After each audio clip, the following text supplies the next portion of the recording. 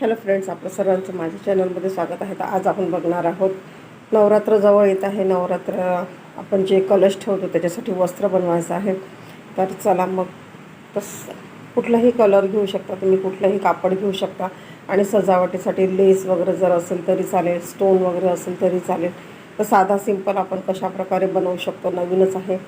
तर आपल्या जो कलश आहे किंवा जो लोटा आहे त्याचं माप घ्यायचं आहे. जर कमी जास्त लहान मोठं जर असेल तर, आणि कापड जेवढं असेल, जेवढी फ्रिल पाहिजे असेल, जेवढा घेर पाहिजे असेल तेवढा तुम्ही करू शकता. तर कापड माझ्याकडे एवढं आहे, तर मी जेवढं आहे तेवढंच बनवणार आहे.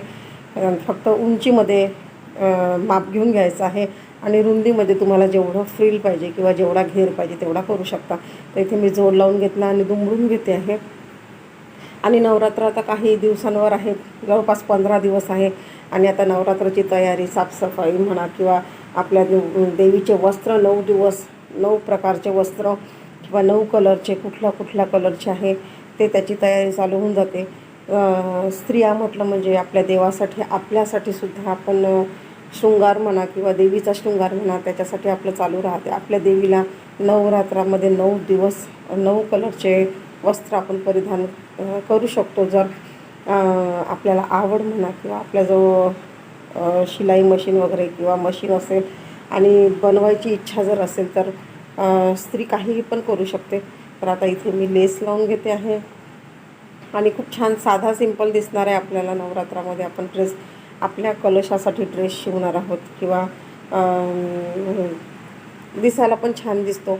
आता इथे दोन्ही साईडनी आपल्याला दुमडून घ्यायची आहे. लेस लावू शकता तुम्ही दोन्ही साईडनी. तर मी काही लेस लावत नाही आहे, साधी सिंपल करणार आहे आणि सरळ आहे, सगळ्यांना येऊ शकते. ज्यांना शिलाई काम येत असेल त्यांनी. तर इथे आता फ्रिल तयार करून घ्यायची आहे. कमी जास्त तुम्हाला जेवढी पाहिजे प्लेट्स तेवढ्या. आणि आता इथे छान फ्रिल बनवून घ्यायची आणि व्यवस्थित तिथे पण आपण लेस लावणार आहोत. तर भरपूर प्रकारचे देवीचे वस्त्र आहेत, तर ते पण आपण बनवणार आहेत, साधे सिंपल. आणि कशा प्रकारे, तर तुम्ही कंटिन्यू राहा व्हिडिओला लाईक करा. जर चॅनलवर नवीन असाल, सबस्क्राईब केलं नसेल तर प्लीज सबस्क्राईब करा. व्हिडिओची नोटिफिकेशन सर्वात आधी तुमच्यापर्यंत येईल, त्यासाठी बेल आयकॉनचं बटन क्लिक करा आणि व्हिडिओ पूर्ण बघा, स्किप न करता. कारण आता नवरात्र म्हटलं की देवीचा शृंगार आला, वस्त्र आलं. तर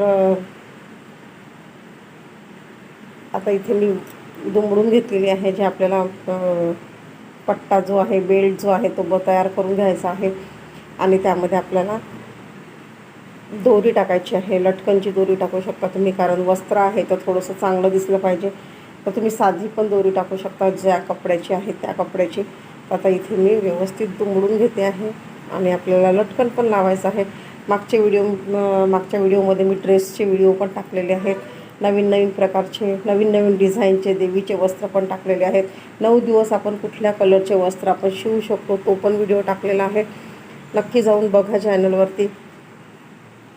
तर अशा प्रकारे आपल्या देवीचं वस्त्र पण तयार झालेलं आहे. आणि आता हे बघू शकता तुम्ही, जो कलशासाठी आपण लोटा वापरतो आणि ते लटकनची दोरी पण लावलेली आहे मी. तुम्हाला कसा वाटला व्हिडिओ नक्की सांगा. आवडला असेल तर एक लाईक नक्की करा. आता इथे मी व्यवस्थित कलशाला वस्त्र चढवून घेते, बघू शकता. खूप सुंदर दिसते आहे, साधं